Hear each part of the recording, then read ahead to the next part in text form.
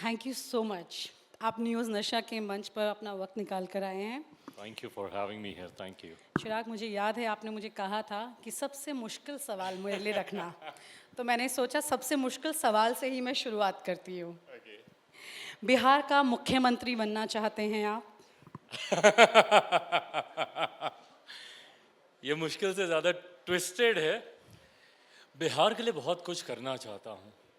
Bihar first, Bihari first की सोच के साथ बिहार को एक विकसित राज्य बनाने के संकल्प के साथ मैं निकला हूँ। यकीनन मैं चाहता हूँ कि बिहार, दिल्ली में रहा हूँ, बम्बई में मैंने काम ट्विस्ट किया आप है। कर रहे हैं। हाँ, ट्विस्ट आप कर रहे हैं, मैंने ट्विस्ट बहुत मैं कर सीधा रहा पूछा है।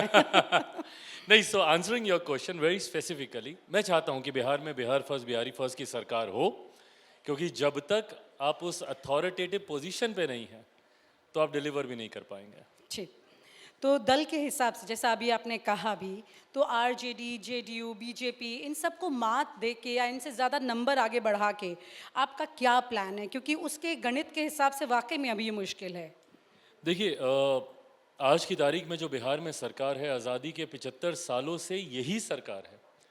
जब से देश हमारा आज़ाद हुआ तब से बिहार में इसी गठबंधन के अलग अलग घटक दलों की सरकार रही। लंबा समय कांग्रेस ने बिहार में शासन किया, राष्ट्रीय जनता दल की सरकार उसके बाद बनी और पिछले 2 दशक से लगभग मौजूदा मुख्यमंत्री नीतीश कुमार जी बिहार की सत्ता में नेतृत्व वो दे रहे हैं। ऐसे में जो लोग 75 साल में बिहार में कुछ नहीं कर पाए, जो लोग 75 सालों में बिहार में सत्ता में होने के बावजूद बिहार को एक विकसित राज्य नहीं बना पाए, आज भी हम लोग सुनते हैं भैया बिहार पिछड़ा है, बिहार पिछड़ा है, बिहार पिछड़ा है। तो ऐसे में जिम्मेदारी भी इन्हीं लोगों के ऊपर बनती है। तो यकीनन इस सोच के साथ मैं आगे निकला हूँ कि जहाँ पे आने वाले दिनों में बिहार की जनता का वो साथ, वो प्यार मुझे मिले और बिहार फर्स्ट, बिहारी फर्स्ट की हम लोग सरकार बिहार में बना पाए। जब मेरी एक बार आपसे बात हो रही थी तो उसमें एक बहुत इम्पॉर्टेंट चीज़ थी जो मेरे जहन में है और मैं चाहूँगी कि मैं सबके साथ साझा भी करूँ और उसी पर आपसे सवाल करूँ आगे। आपने क्योंकि जब आपको विरासत में बहुत कुछ मिलता है तो उसके साथ चुनौतियाँ भी मिल जाती हैं। तो इतने बड़े नाम आपके पिता का रहा, रामविलास पासवान जी, जिनको मौसम वैज्ञानिक कहा जाता था, किस तरह से गणित बिठा के हर सरकार में वो होते भी थे। तो इस तरह का दाव-पेच होना राजनीति में, उससे भी कंपैरिज़न आपसे करना, बहुत सारी चीज़ें होती हैं। उसके अलावा दूसरी बात है तेजस्वी यादव, जो आपके बचपन के दोस्त भी रहे। फिर वो एक आपके सामने हैं और तीसरे हैं आपके चाचा, जो कि आपको कई चुनौतियों के साथ इस वक्त सामने खड़ा कर चुके हैं। तो आपके सामने सबसे बड़ा चेहरा कौन-सा है, जिससे आपको लगता है कि ये मेरे लिए बड़ी चुनौती है आज की तारीख में? देखिए, मैं सकारात्मक राजनीति का पक्षधर हूँ। मैं खुद अपनी लकीर इतनी बड़ी करना चाहता हूँ ताकि दूसरे अपने आप उस लकीर को देखकर शांत हो जाएं। मैं किसी को डिमीन कर कर या किसी को नीचा दिखाकर या किसी के संघर्ष को छोटा दिखाकर आगे नहीं बढ़ना चाहता राजनीति में। मैं अपनी मेहनत कर रहा हूँ, अपना प्रयास कर रहा हूँ। यकीनन चुनौतियाँ आती हैं, कई चुनौतियाँ इस दौरान आई हैं और पिछले 2.5-3 साल की अगर आप बात करें तो मैं सिर्फ चुनौतियों के दौर से ही गुजरा हूँ, भले वो व्यक्तिगत हो, पारिवारिक हो, राजनीतिक हो। विरासत की लड़ाई रही है मेरी ज़िंदगी में। मुझे नहीं पता था कि जीवन का एक ऐसा भी दौर आएगा जब आपको अपने पिता के नाम के लिए भी आपको लड़ना पड़ेगा। तो विरासत की भी लड़ाई मैंने देखी। नेपो किड्स को वैसे ही बहुत लड़ाइयाँ और भी लड़नी पड़ती हैं, क्योंकि हम लोग के ऊपर निरंतरता में ये प्रहार होता है। आरोप हाँ। लगता ही है लेकिन कि आपकी भाई, दोस्त कंगना रनौत भी इस तरह के नेपोटिज़्म के आरोप लगाती हैं लोगों पर। मैं बोलता हूँ कि मैं अपने आप को खुशनसीब महसूस करता हूँ कि मैंने उनके साथ पहले काम कर लिया फिल्म में। अभी काम करता तो रोज़ मुझे ही गालियाँ पड़ती कि तुम जैसे लोगों की वजह से मेरी ज़िंदगी बर्बाद हुई है। तो she is again being a flag bearer of nepotism. तो ये आरोप भी लगते हैं, पर मैं मानता हूँ कि इवेंचुअली हर व्यक्ति की एक अपनी लड़ाई होती है, एक अपना संघर्ष होता है। कम ज़्यादा डिबेटेबल हो सकता है, बट हाँ, चुनौतियाँ आपको खुद ही झेलनी पड़ती हैं।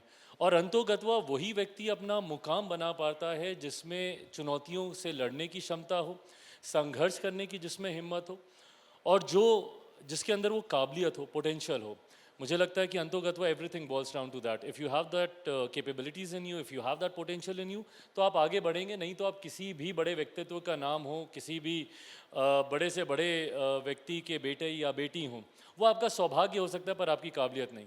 सौभाग्य आपको संभवतः एक मौका दे देगा, बट काबिलियत ही आपको अपने मुकाम तक पहुंचाएगी और वहां पर बनाए रखेगी। तो इसलिए मैं चुनौती किसी और को नहीं, अपने आप को मानते हुए आगे बढ़ने का प्रयास कर रहा यूँ तो आप इंजीनियर हैं, लेकिन फिलॉसफी मुझे लगता है कि दर्शन शास्त्र में महारत हासिल कर चुके हैं पिछले कुछ वक्त में आपने। लेकिन मैं फिर भी आपसे ये सवाल करना चाहती हूँ कि जब मैं तेजस्वी यादव की भी बात कर रही हूँ, जो कि आपके बचपन के दोस्त हैं, उप मुख्यमंत्री हैं बिहार के, तो वो भी तो आपके सामने आज एक चुनौती के तौर पर है। नहीं, मैं मानता हूँ चुनौती है, और चुनौती राजनीतिक तौर पर है। जैसा कहा कि उनके साथ मेरे पुराने संबंध हैं और मैं उनको अपना छोटा भाई कहता ही नहीं, मानता भी हूँ। तो यकीनन अगर आप इसको राजनीतिक परिप्रेक्ष्य में आप देखेंगे तो चुनौती है, पर वहीं पे मैं अपनी बातों को जनता के बीच रखने का प्रयास कर रहा हूँ। अगर आप इसको शुद्ध राजनीति में देखें तो भाई 15 साल से ज़्यादा का समय राष्ट्रीय जनता दल को मिला, वो भी जिनकी विरासत को संभाल कर आगे बढ़ रहे हैं, उन्हीं के माता, उन्हीं के पिता बिहार में लंबे समय तक मुख्यमंत्री के पद पर रहे। तो आज भी अगर बिहार पिछड़ा है या पिछड़ता जा रहा है, मेरे लिए देखिए चिंता का विषय ऑनेस्टली मैं बोलता हूँ यही है कि एक ऐसा प्रदेश जिसको आगे बढ़ना चाहिए वो पीछे जाता जा रहा है। एक ऐसा प्रदेश जिसका इतना गौरवशाली इतिहास रहा, आज भी हम लोग जब अलग अलग देशों के जब राष्ट्रीय अध्यक्ष आते हैं और माँ महिम जब उनके स्वागत में डिनर का आयोजन करती हैं, तो वहाँ पर मेरे प्रधानमंत्री जहाँ पर खड़े उसके बैकड्रॉप में नालंदा यूनिवर्सिटी की तस्वीर लगाई जाती है। ये हम लोग का इतिहास रहा है। नालंदा यूनिवर्सिटी पर हम लोग तब फक्र करते थे जब देश तो भूल जाइए, दुनिया संभवतः शिक्षा के महत्व को नहीं समझती थी। साउथ एशिया से लोग आते थे हमारे यहाँ पढ़ाई करने के लिए, पर आज बिहार में आप जाइए तो शिक्षा की बदहाल हाल है। आज भी मेरे बच्चों को कोटा जाना पड़ता है पढ़ाई करने के लिए, जहाँ पे पढ़ाने वाला बिहारी, पढ़ने वाला बिहारी, अधिकांश शैक्षिक संस्थानों के मालिक बिहारी, पर व्यवस्था राजस्थानी। ये व्यवस्था बिहार के अलग अलग जिलों में, भागलपुर, मुजफ्फरपुर, दरभंगा में क्यों नहीं हो सकती? कोई उस दिशा में कार्य नहीं कर रहा है। तो जब आप इन लोगों को चुनौती मानते हैं तो मैं इन लोगों से यही सवाल पूछना चाहता हूँ कि क्यों बिहार में शिक्षा के बदहाल हालत हुए, क्यों बिहार में स्वास्थ्य। मेरे खुद के मुख्यमंत्री 1000 किलोमीटर की चार्टर फ्लाइट लेकर दिल्ली आते हैं मोतियाबिंद का ऑपरेशन कराने। सोचिए, ये बिहार के स्वास्थ्य के हालात हैं, ये बिहार के रोजगार के हालात हैं, जहाँ पे बच्चों का पलायन अलग अलग राज्यों में शिक्षा के लिए, रोजगार के लिए होता है। वो लोग दूसरे राज्यों में जाते हैं, दूसरे देशों में जाते हैं, शिक्षा के लिए जाएंगे, रोजगार के लिए जाएंगे, उन्हीं राज्यों में जाएंगे, उन्हीं देशों में जाएंगे और वहीं पे पहले तालीम हासिल करेंगे, वहीं पे नौकरी करेंगे, वहीं पे घर खरीदेंगे, वहीं पे शादी करेंगे, वहीं पे बच्चे पैदा करेंगे और फिर उसी प्रदेश या उस देश के होके रह जाते हैं और अपने ही प्रदेश में फिर उन्हें प्रवासी कहलाया जाता है। तो ये हालात के जिम्मेदार कौन है? यही लोग जिम्मेदार हैं ना। तो जब ये लोग इतने सालों में अगर ये लोग डिलीवर नहीं कर पाए, बिहार के हालातों को नहीं बदल पाए, तो आने वाले दिनों में बिहार की जनता क्यों इन पे भरोसा करे? एक सवाल मैंने और किया था इसी में कि आपके सामने आपके चाचा ने किस तरह से चुनौतियों का अंबार खड़ा किया है। पिछले 2 साल में काफ़ी बदल गए हैं चिराग आप। काफ़ी बदल गया हूँ और परिस्थितियाँ ज़रूर इसकी जिम्मेदार रही हैं, पर ये बदलाव सकारात्मक तरीके से ही आया है मेरे में।